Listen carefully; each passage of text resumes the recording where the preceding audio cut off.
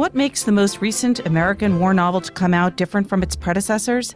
Tom Bissell will tell us about Green on Blue, a novel by Elliot Ackerman, which he reviews this week. One of the really interesting lines in the book is Aziz's realization that the war has no sides, that it's just a bunch of people fighting for some incredibly nebulous end. And what makes the Italians so Italian? We'll find out from John Hooper, here to talk about his new book, The Italians. One of the other paradoxes about Italians is that they are warm, extrovert, but not spontaneous. Alexandra Alter will be here with notes from the publishing world, and Greg Cowles has bestseller news.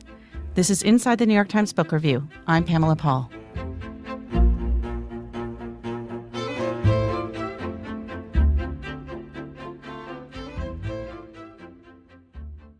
Tom Bissell joins us now. He reviewed in this week's issue of the Book Review a new novel, a first novel by Elliot Ackerman called Green on Blue. Hi, Tom. Hi, Pamela. So this novel is part of a big wave of kind of post-Iraq, post-Afghanistan, although I'm not sure post actually is the right word, maybe mid-post-Afghanistan and Iraq novels that have come out in recent years.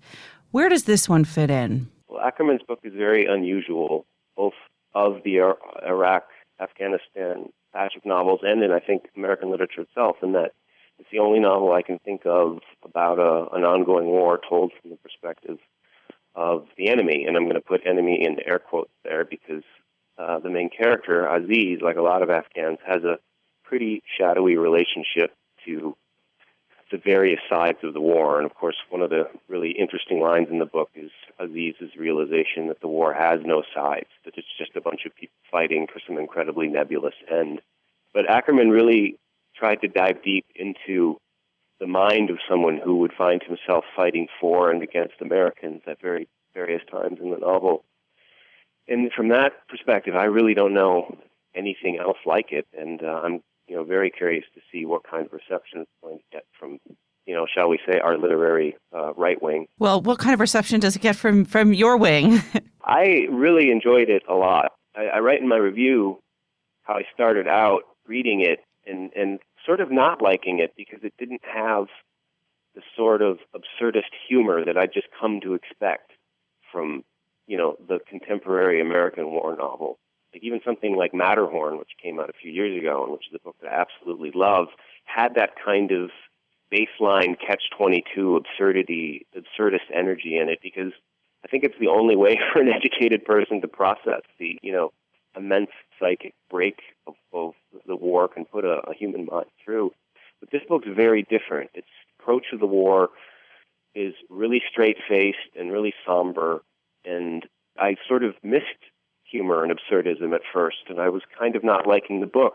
But then I realized that kind of perception of the war would have, really no hold on the mind of someone like Aziz. And once I grasped that I was looking for something that it was literally not possible to be in there because it was told from a certain perspective, that I really began to see what Ackerman was up to, and I really responded to it. I want to go back to this idea of humor in war novels, because when we think of Slaughterhouse-Five and Catch-22, these kind of two iconic World War II novels, there's so much humor in them. With Vietnam novels, there wasn't as much humor, nor was there really with World War I. Not a really funny war, World War I. No.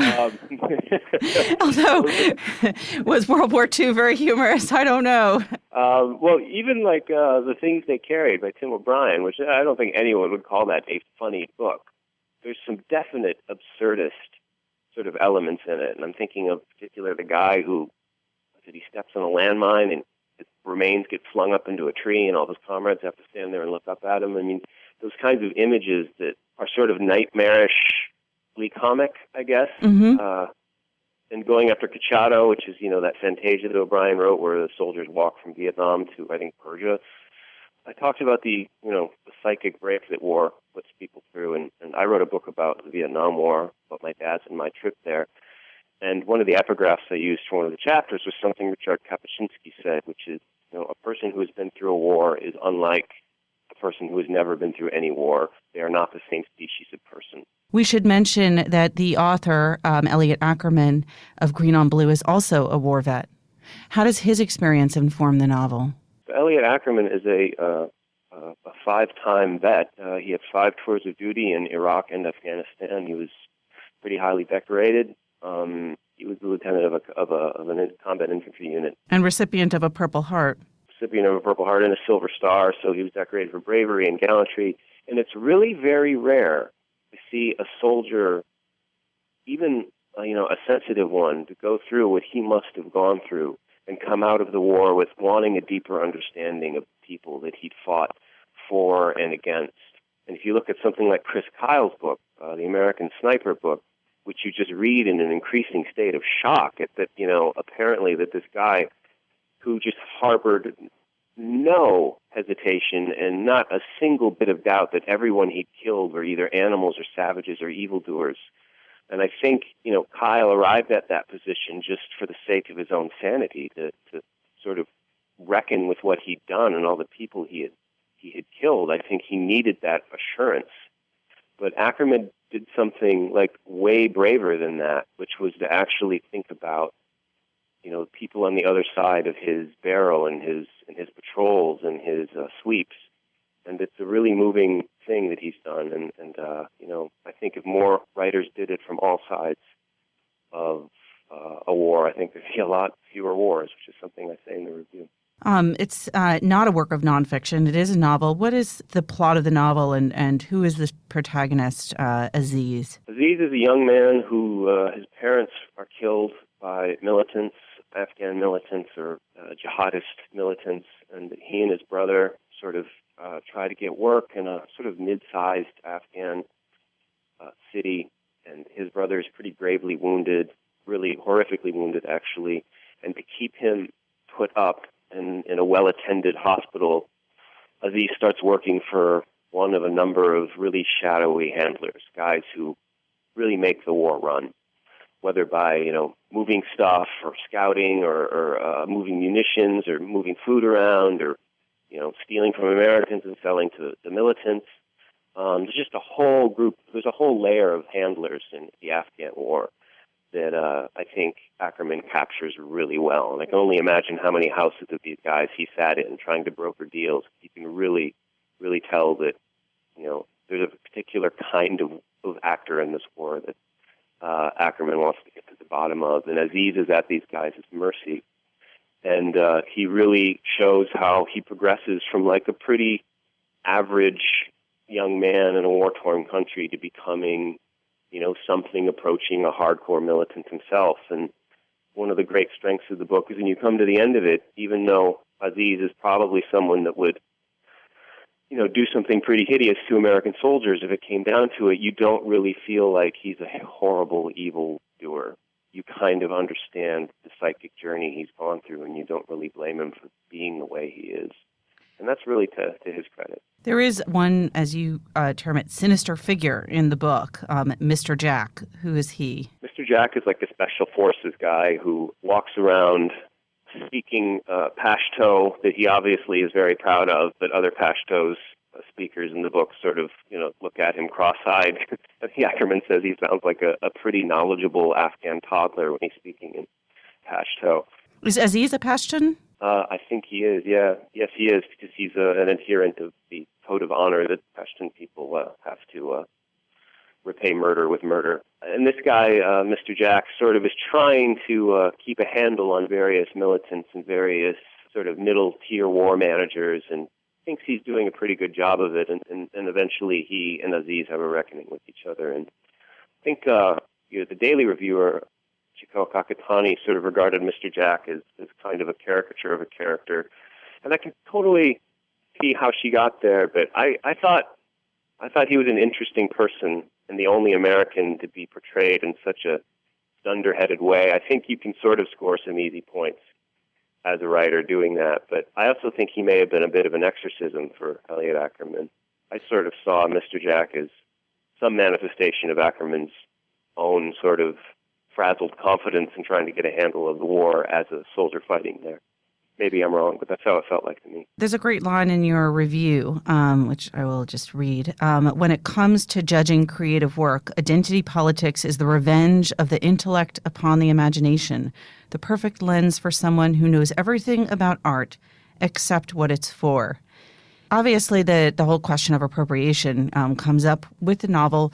How good a job does Ackerman do in terms of inhabiting these Afghan characters? How well does it serve the novel? Well, on one hand, he does it really well in that I believed in the daily details of the book. I've not spent a tremendous amount of time in Afghanistan, but I have been there as a journalist during the war, and I was a Peace Corps volunteer in Uzbekistan, so I've spent a fair amount of time in that part of the world.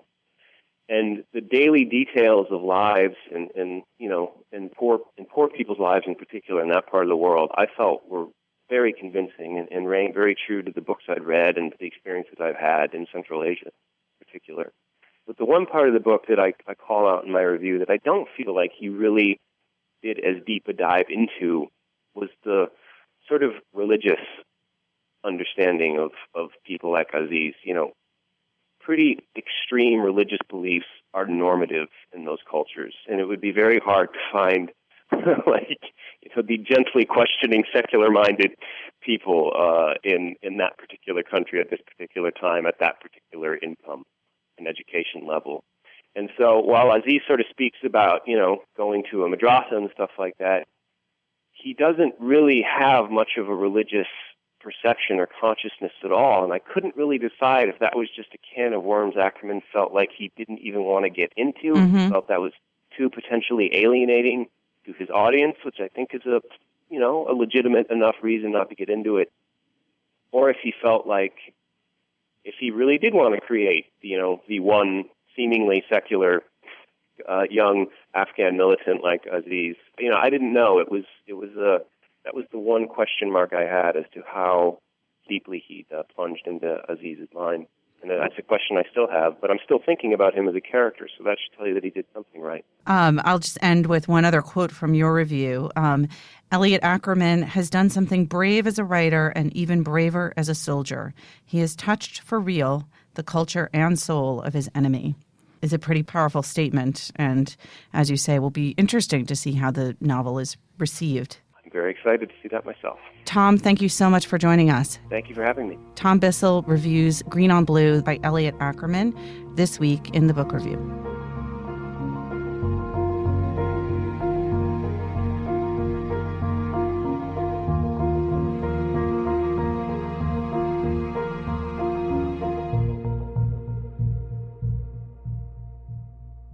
Alexandra Alter is here with what's going on in the publishing world. Hi, Alexandra. Hi, Pamela. We're going to talk about Kazuo Ishiguro. Yes, he has a new book coming out next week. It's been a decade since his last novel, and this is one of the most anticipated literary novels of the year by far.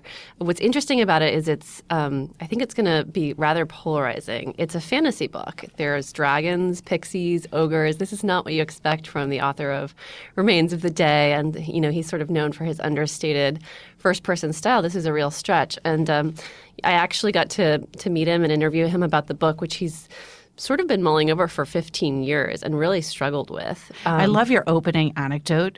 For those who didn't read your amazing profile last weekend, let's hear the story of what his wife said when she first read the book. This was so funny. So he's famously reticent about showing his unfinished work to people. His editors don't see it. His agent doesn't see it. And usually his wife doesn't even see it. But if he's really sort of uncertain, he'll show her pages of what he's working on. So this was about 10 years ago that he showed her 50 pages of what became, The Buried Giant, the novel that's coming out next week. And he was concerned about the fantasy elements and particularly the dialogue, because this book takes place 1,500 years ago in sort of a mystical Britain. And the way people speak, obviously, how did they speak back then? So he was struggling with that. And he said he was expecting her to be, a little critical like she often is, but encouraging. And she said, "You can't show this to anybody. This absolutely won't do.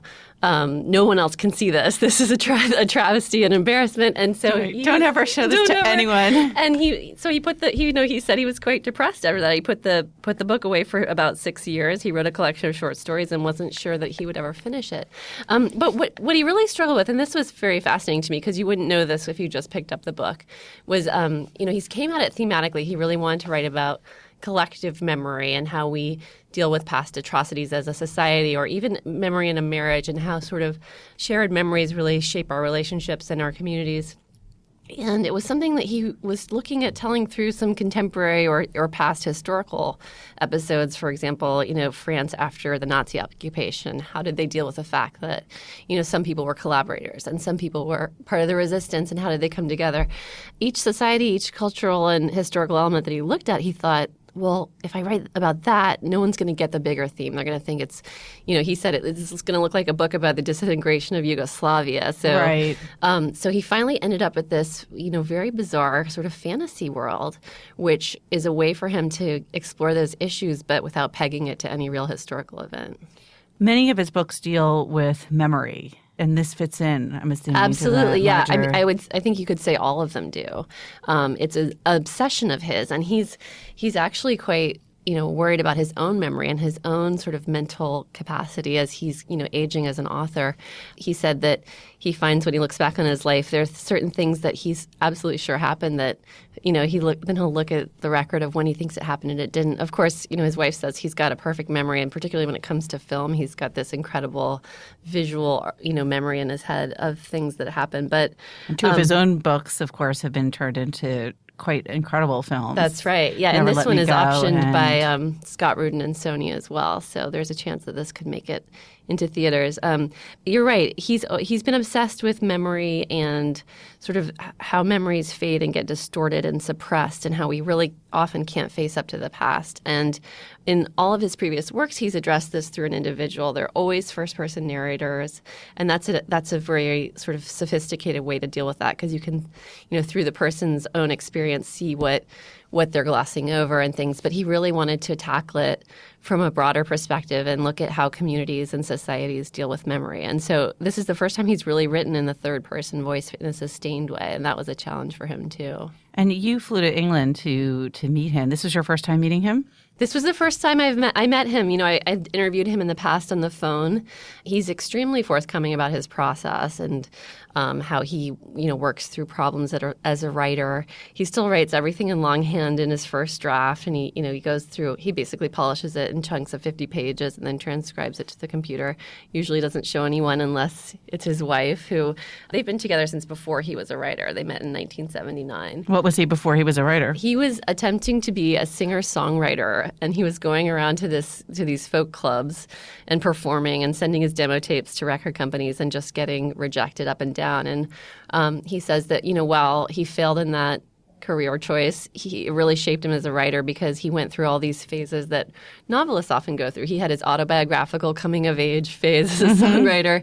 He had his purple prose, sort of Joycean, linguistic pyrotechnic phase as a songwriter. And then by the time he got to writing fiction, he had sort of honed his style, which was very understated, very simple, often, a lot of meaning packed in under the surface. So it's, you have to sort of read between the lines with a lot of his work to sort of get at the emotion and what characters are really thinking and feeling. So, did he sing for you? I wish he had. He didn't actually sing for me. He does have, he said, in his London house, he has 8 guitars that he plays regularly and a piano, and he writes song lyrics for a jazz singer. So he's still very much inclined towards music. What was your favorite thing from your time with him that didn't make it into your story? Oh, that's a great question. The cutting room floor. The cutting room floor. Well, he lives in London, but he and his wife have this absolutely delightful miniature cottage in this medieval village in the English countryside. We walked around the village. We went into a bookshop. He's obsessed with these kind of obscure 20th century writers. So he was, chatting with the bookstore owner about whether he'd picked up any more B. Traven or, these books that he was looking for. And we, took a walk in the countryside. And I was kind of pressing him because I thought, here's this medieval setting, even though the book takes place much earlier. It's sort of this, there's all this fascinating English history here. And I said, how did this shape the book, the landscape? He said, oh, no, I superimposed Iceland onto the British landscape. He really takes very little from his own experience. Like, that never makes it into his books. Even if he's writing a book about the English countryside, he's going to use Iceland as a model, because he said that was the kind of alien landscape that he wanted, something like a moonscape, something very wild. But that was fun. And we talked a lot about, he's a big movie buff, and he sort of binge watches in obscure genres. He's been watching a lot of screwball comedies lately. lately, about a dozen of them, which are these 1930s romantic comedies. But he says they're really about the end of capitalism. He always reads between the lines, even in film. So you added a few things to your Netflix list. I certainly did. Yeah. All right. Thanks, Alexandra. Thanks for having me.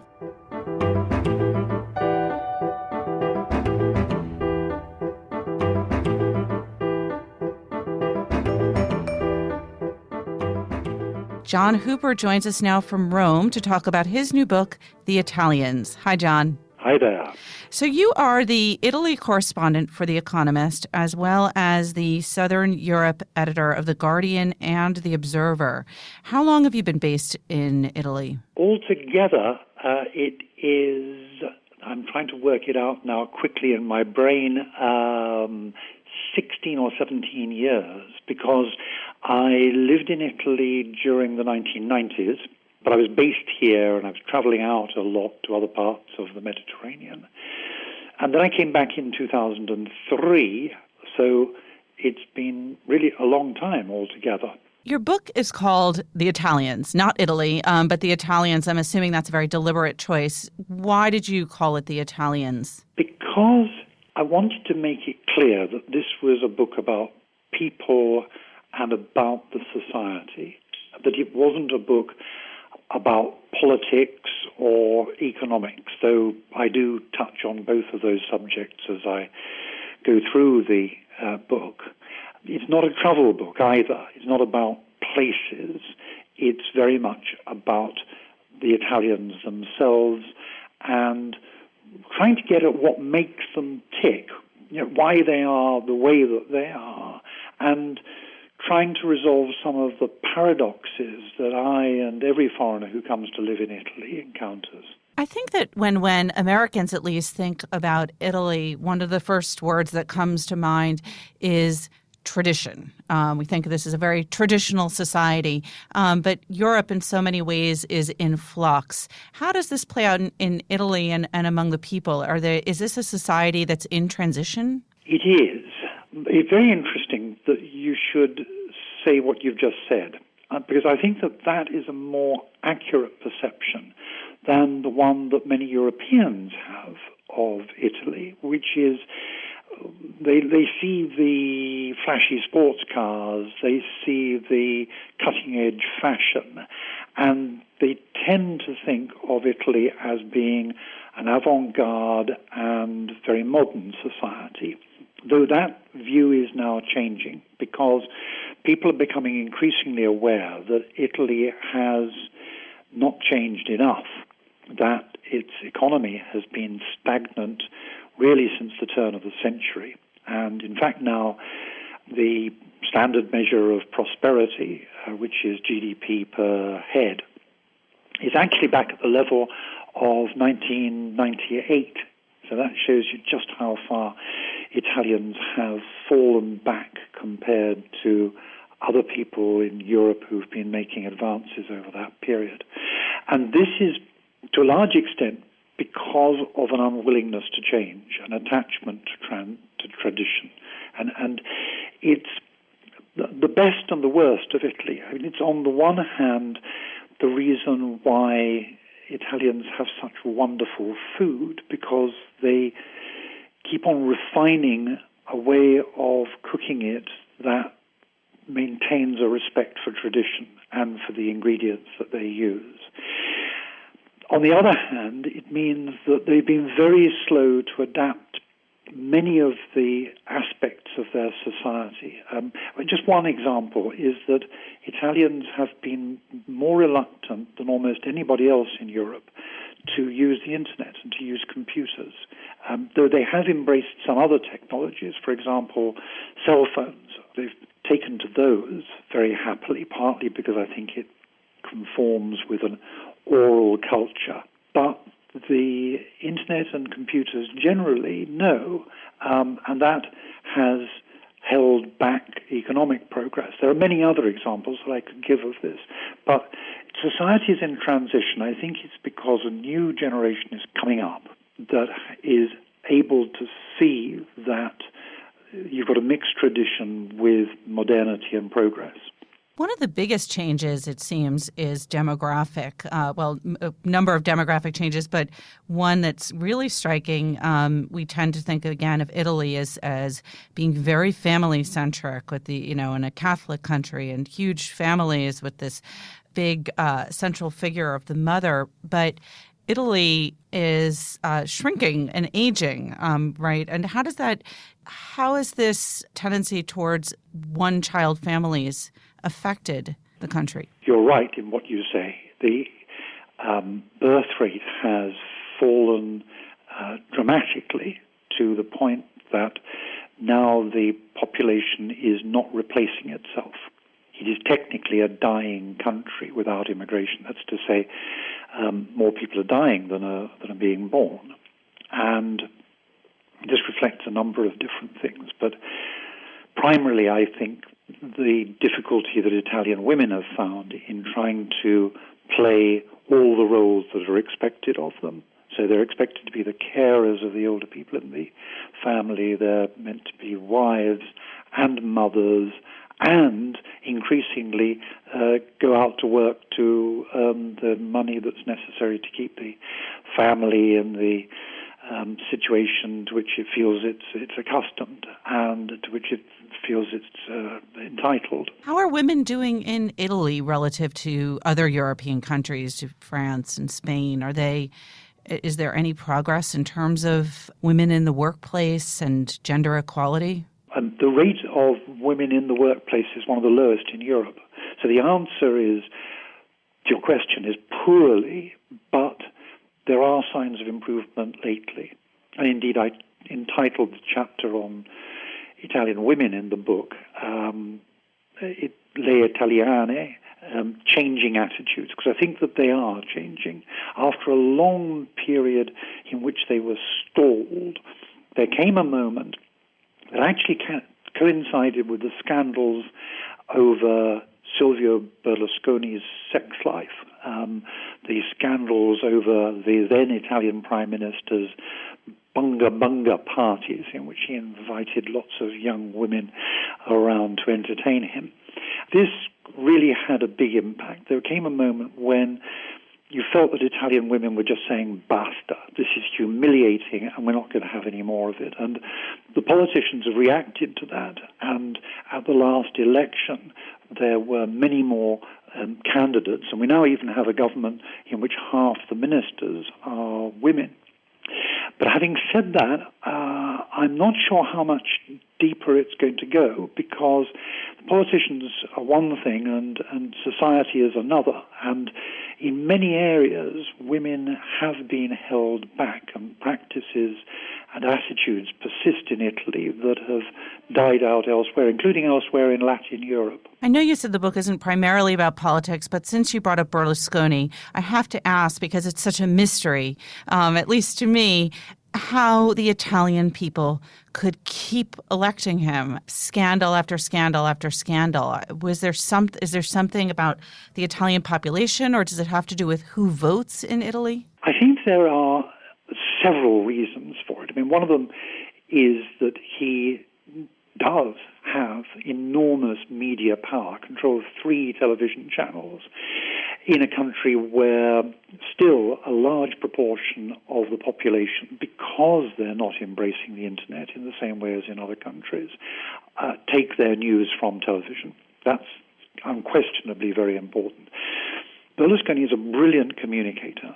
He uses a kind of simple language that Italians understand because it's the kind of Italian they hear in the street. He also gives an impression that he'll be pretty easy on people and let them do what they want, and that might even extend to not always paying their taxes.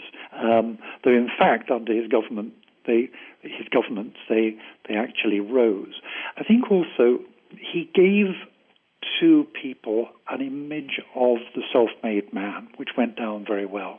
In a society where social mobility is quite restricted, here was a man who'd made himself a billionaire, one of the richest people on earth, through his own ingenuity and perseverance. And I think that image was very, very important. The other major demographic trend that we think about with Europe, in addition to aging, is, of course, immigration. How big an issue is immigration in Italy, and what makes immigration in Italy different from other countries? Where is the immigration coming from, and how well is Italy handling this influx of different cultures? When I first came to Italy in 1994 to work, I found a country that was predominantly white.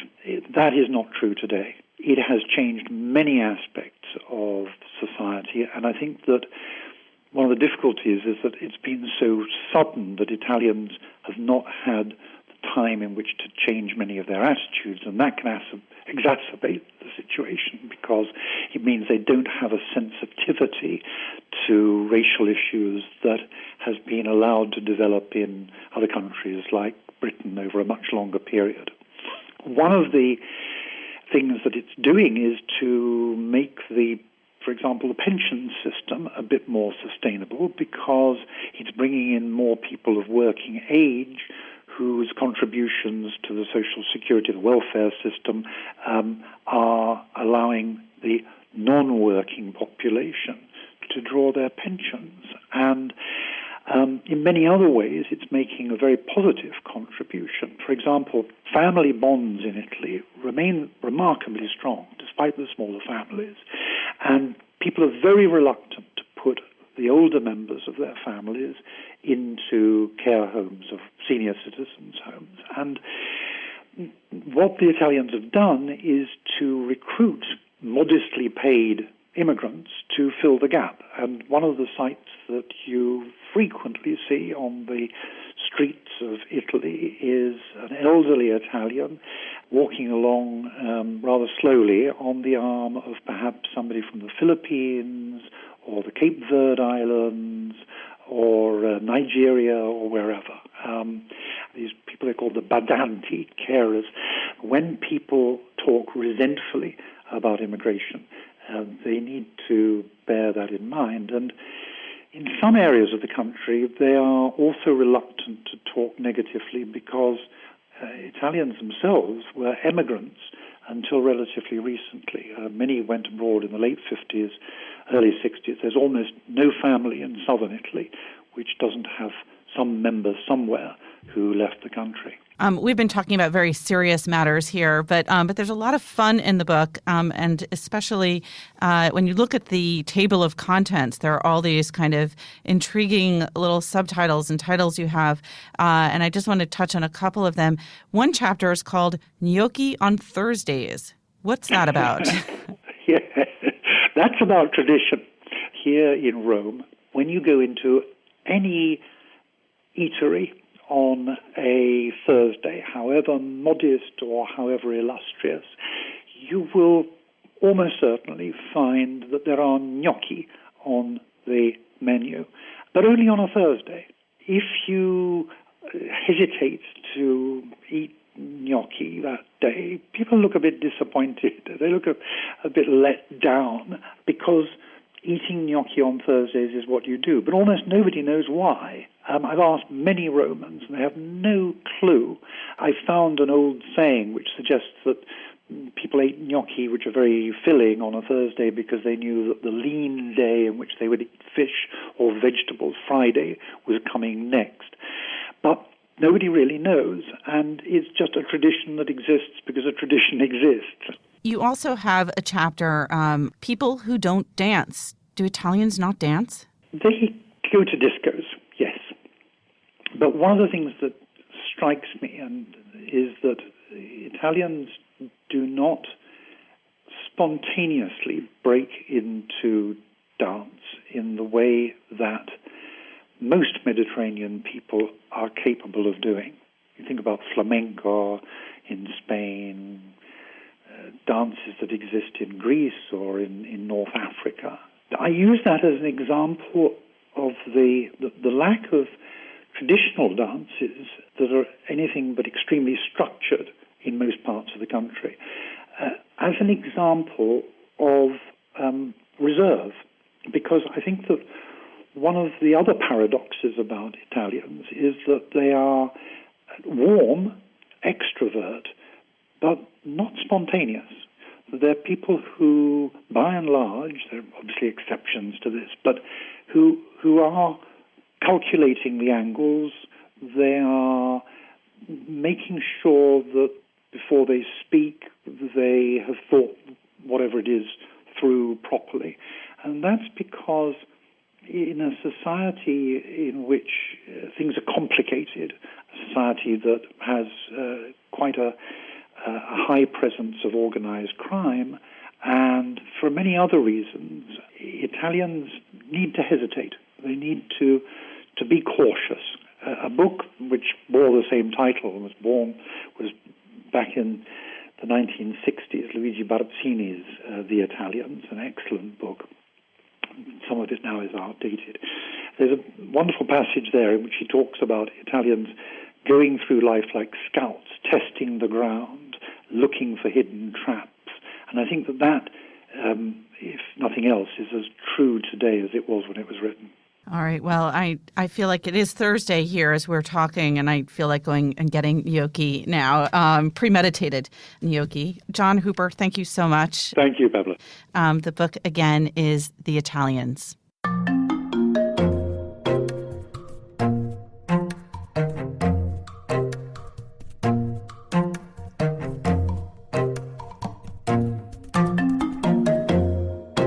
Greg Cowles has bestseller news. Hi, Greg. Hi, Pamela. What's new on the list? There are 3 new titles on the hardcover fiction list this week. Starting down at number 8, Laurie R. King has the next book in her series about Sherlock Holmes and Mary Russell, his wife. That book is called Dreaming Spies, new at number 8, and takes the couple to Japan.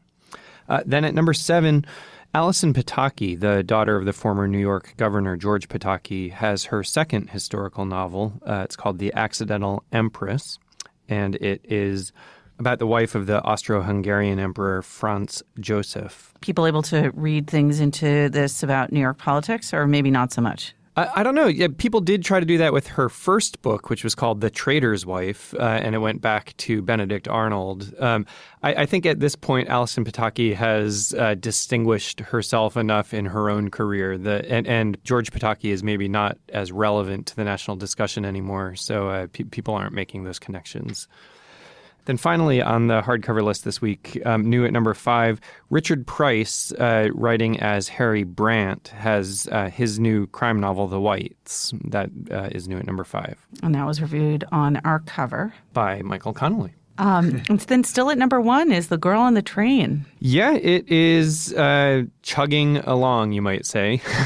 It is speeding along. It has become the breakout hit of the season. All right. What's new on the nonfiction list? Just 2 new titles on the nonfiction list this week. Down at number 11, the combat photojournalist Lindsay Addario, who was recently a guest on The Daily Show, has a memoir. Something we won't be able to say for very much longer. I know. Jon Stewart will not be making bestsellers for much longer. Her book is called It's What I Do, and it's a memoir describing what she does as a photojournalist in war zones. And then at number 8, another cover review for us, Helen MacDonald's memoir of grief and falconry, H is for Hawk, is new on the list at number 8. 2 new memoirs by women. Yes. All right, then. Thanks, Greg. Thanks, Pamela. Remember, there's more at nytimes.com/books. Our producer is Jocelyn Gonzalez, and you can always write to us at books@nytimes.com. Thanks for listening. For the New York Times, I'm Pamela Paul.